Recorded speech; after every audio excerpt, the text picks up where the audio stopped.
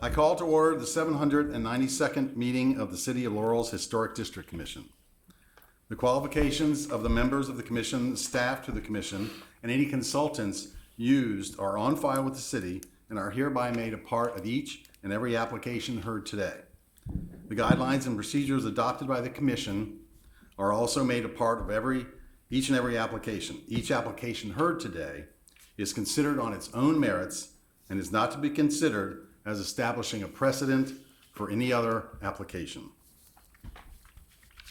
First of all, I would like to welcome Margie McSeeney to the Historic District Commission. This is her first meeting tonight. Welcome, Margie. Thank you.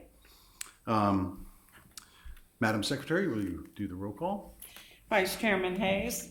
Here. Councilman Lowe's. Here. Mr. Kluckhuhn. Here. Mr. DiLorenzo. Here. Mr. Dyer. Ms. McSeeney. Here. And we do have a quorum. Thank you.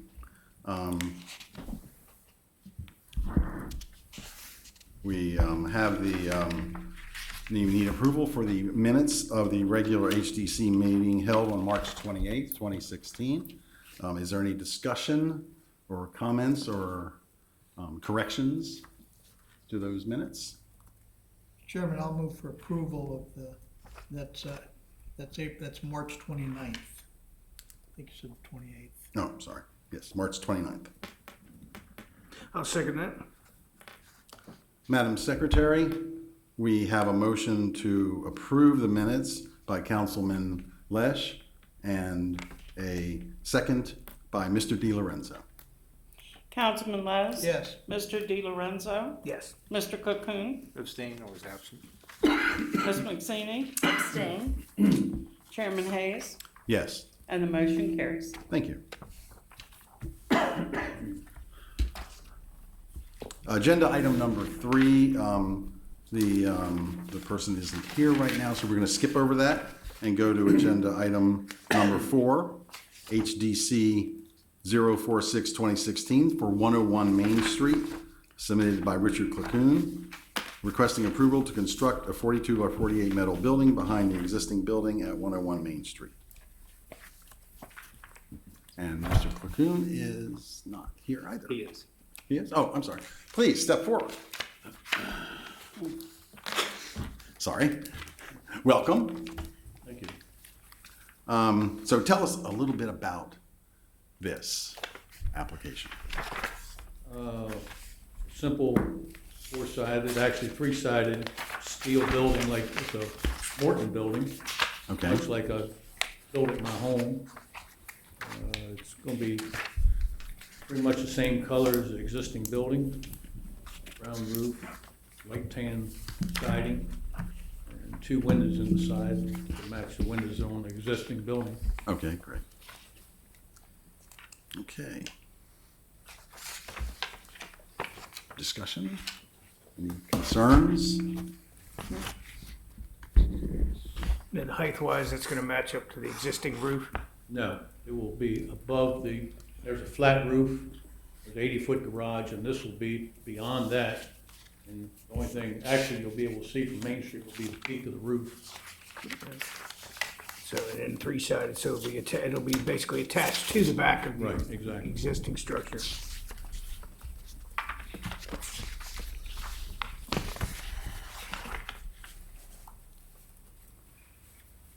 No, okay. Okay. Do I hear a motion? Chairman Hayes, I'd like to make a motion to approve HDC 046-2016 as presented. And a second? I'll second it. Madam Secretary, we have a motion to approve HDC 045-2016 by Mr. DiLorenzo and seconded by Ms. McSeeney.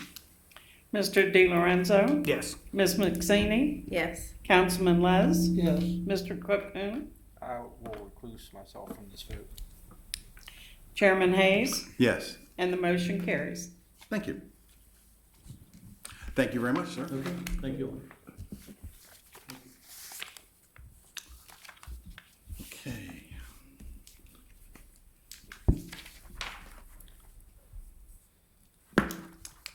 So before we move on to our voting for chairman and vice chairman, I'd like to ask for any additional nominations, if any are to be had.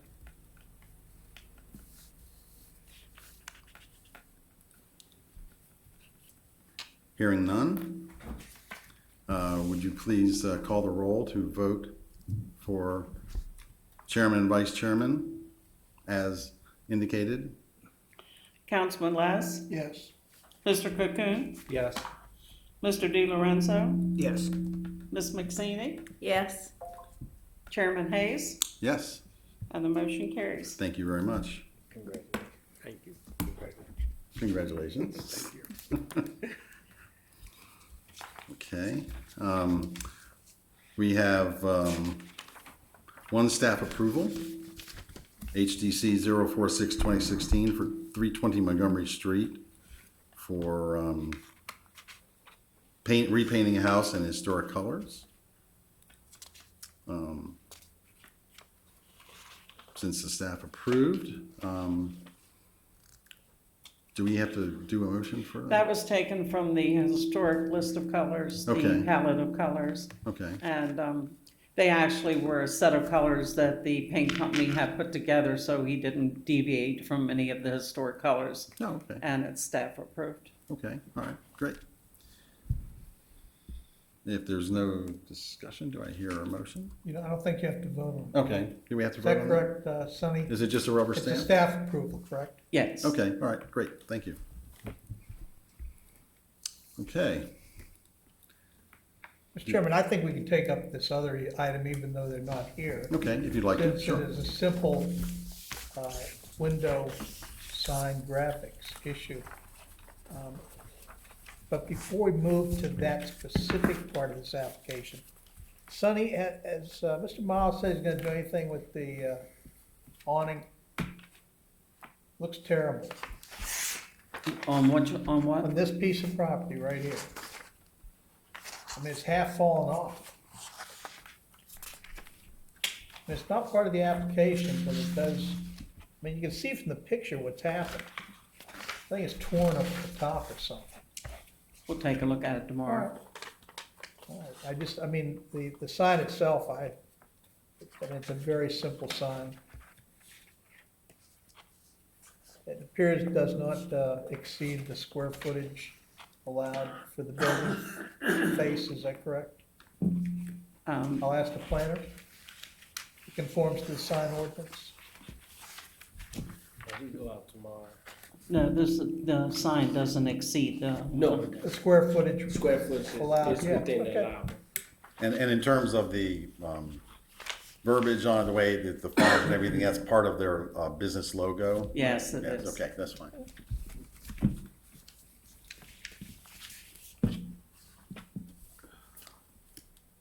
Okay, well, I think we can, certainly vote on this. If the commission members are in agreement, I'd entertain a motion. Mr. Chairman, I'll make a motion that we approve HDC 045-2016 as presented, and it's not setting a precedence that the applicant is not here, but because of the simplicity of the application, that we're going to go ahead and approve it without their being present or being able to question them. I'll second that. Madam Secretary, we have a motion by Mr. Kluckhuhn to approve HDC 0545-2016 for 339 Main Street, and a second by Mr. DiLorenzo. Mr. Kluckhuhn, Yes. Mr. DiLorenzo, Yes. Councilman Les, Yes. Ms. McSaney, Yes. Chairman Hayes, Yes, and the motion carries. thank you.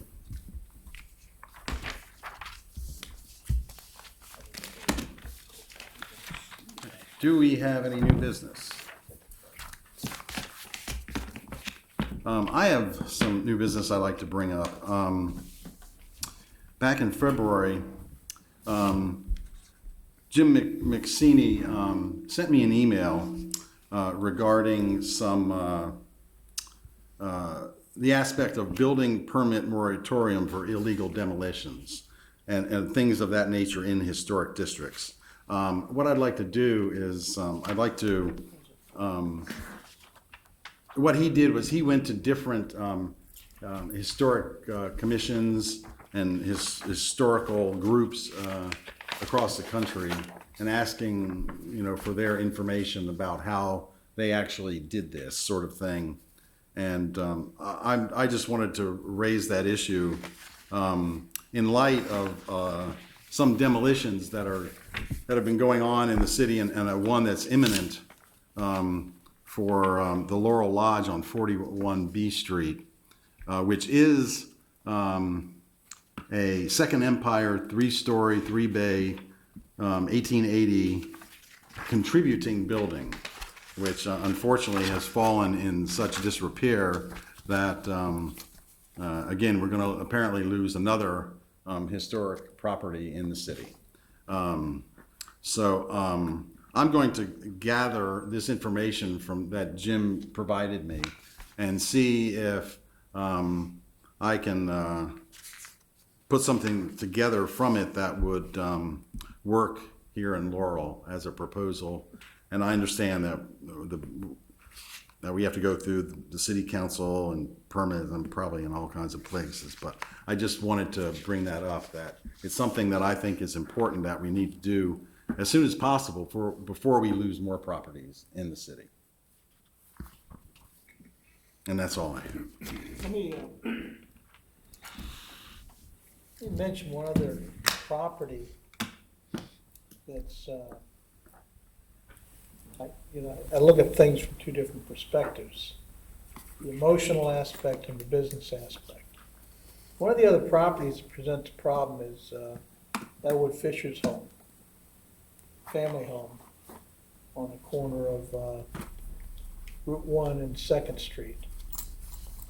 I don't remember whether it was his parents or his grandparents that lived there. It's the Brown one. Okay. I mean, it's been a massage parlor, it's been a train shop. I think we shut the massage parlor down in about 5 minutes. Oh, so it's a beige color. It's an old, it's a shotgun house. It's a little wider than the normal shotgun house. It's right on the corner. Mm-hmm. When it was probably there when, what was the hotel across the street that burned down when the firefighter got killed? I think the house was there at that time. That's 100 years ago. Okay. And actually, Jim and I had talked about that. Mr. McSeany and I had talked about that house. And that is probably a perfect candidate. Take it off the foundation and move it up the street somewhere. And in fact, we had discussed the possibility of a lot where that could happen, where you wouldn't have to move a lot of utility wires. Okay, in fact, you only had to go down one little short street with utility wires. But again, I don't know if that's on the list. I don't even know if it's on the list, but that is a historic house. It says a Main Street address, right? I mean, it's fronting Main Street. Yes, it does have a Main Street address. At one time, I understand it actually had a 2nd Street address. Wasn't that 2nd Street at one time, Sonny? Many, many years ago? Second Before Street's Route 1 always been new to me. I always called that US 1 North and South, so. Yeah, but before that happened, I think, Marty, wasn't that 2nd Street at one time? It's otherwise known as Second Street. 2nd Street, and then the Still next Second. street up was 3rd Street. Okay, and that was just a little wagon trail. And it was there. So again, I think we need to be in the Community Redevelopment Authority is trying to do their best to balance business needs with emotional needs. Okay? And I don't have the answer. I mean, I will say I'm guilty on the theater. We bought the theater because it was in such bad shape. And Marty can correct me, asbestos, mold, some dangerous structural issues. They had torn the pipes out of the inside of the building. No heating. Well, legit had told us we couldn't go in the building because it was in such bad shape. And when I looked around at what does it cost to renovate a theater, probably a theater that size would have cost $10 million. You know, go and gut the thing, renovate it, would have been lovely. I mean, there's one in Easton, right off their main drag there on the corner. And they spent a lot of money renovating it. It's used for community events. And they've had trouble ever since they did renovate it to justify the capital investment they made in the building. And it's a lovely building. I've been there for many events. I think the city council and the mayor and some of the staff have been down there for events. So again, we need to be aware. I mean, if you look at where, was Dingle's printing? That's a very old building. It used to be a drugstore. Where the, which is the one where the bowling alley? There's a bowling alley used to be. Laurel Plumbing. Oh, is that used to the be a old Laurel bowling Plumbing alley. building? Yeah. Oh, okay. There's a lot of interesting buildings in Laurel. But finding somebody that's willing to put the money into them is an issue. Because then it becomes, very few people are willing to make that emotional investment. Yeah, we make them in our homes. And the next property that's gonna be in bad shape, of course, is the one right up at, between 6th and 7th, 6th and 8th, you know, the high school. It's falling apart. So, again, I'm not making any excuses, but the Community Redevelopment Authority is making some decisions that are based on business needs and trying to balance the emotional needs too. I think that's the right way to put it. And if by emotional needs you mean saving it, Yeah.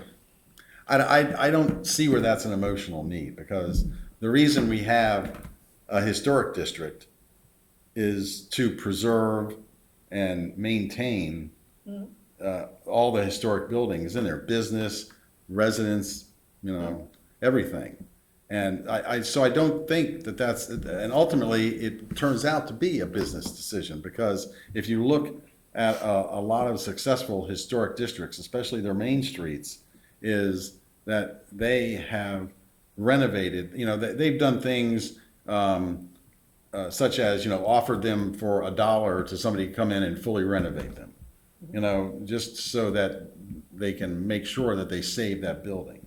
So there are things that can be done to save the building, save part of our heritage. If you want to call that emotional, and I don't know if that has negative connotations, No, it doesn't. but it's an important part of what makes up Laurel, and a lot of these things are quickly disappearing.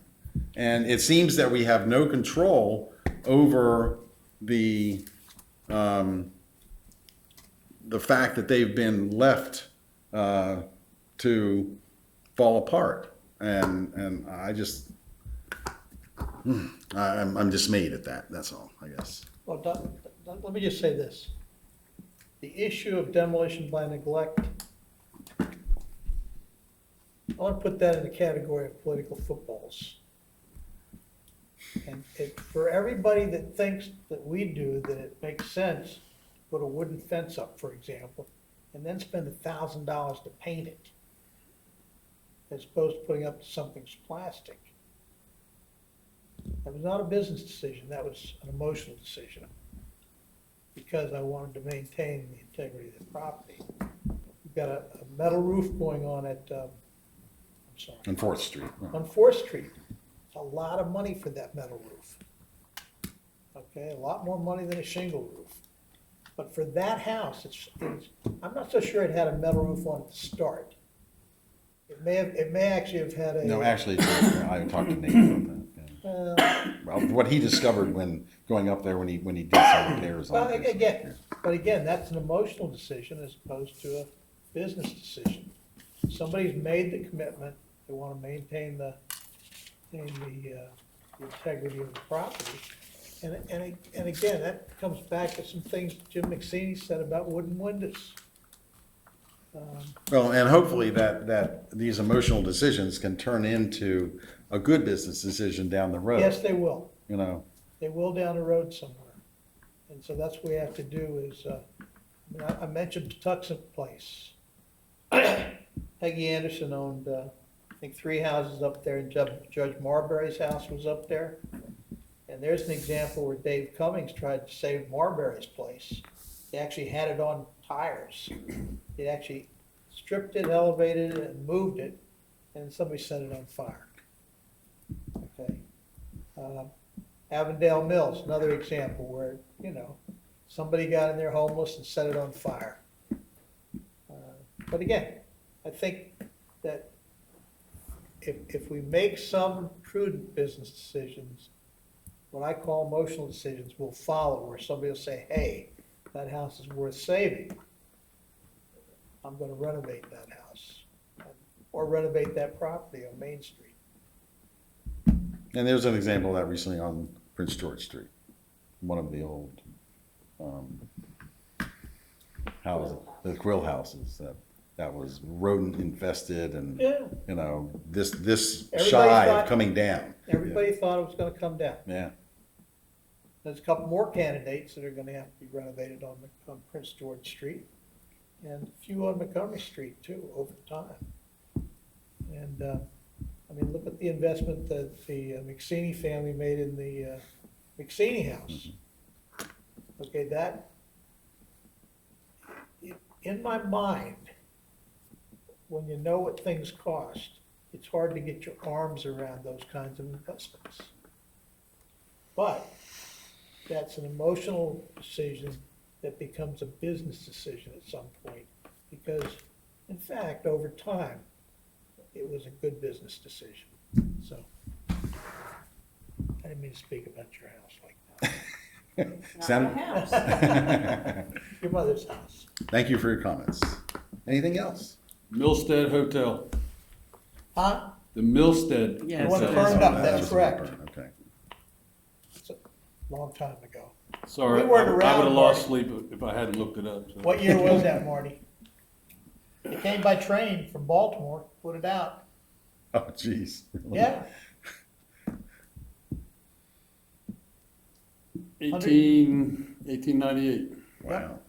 they came. That was before the they- high school was They built. put the pumps on a train and brought them from Baltimore to put the fire out. The thing was burning. It fell off the train and killed the fireman, didn't it? Well, they were rolling it off a flatbed, and the fireman fell, Yeah. and they lost control of it, and it actually rolled over his head. Oof. And that was on the property on the corner where the greenhouse is, I believe. It was on Kluckhuhn's property, correct, on the corner? It was on that corner, Second Street? Somewhere over there. The big building. It was huge. That's why it burned so long. Anyway, so again, there's some opportunity to save some significant structures. There are some other things where people are making some business decisions, hopefully, that will result in some of those structures being saved. Hopefully. Okay. Do I hear a motion to adjourn? So moved. Thank you. Oh, no, more lies.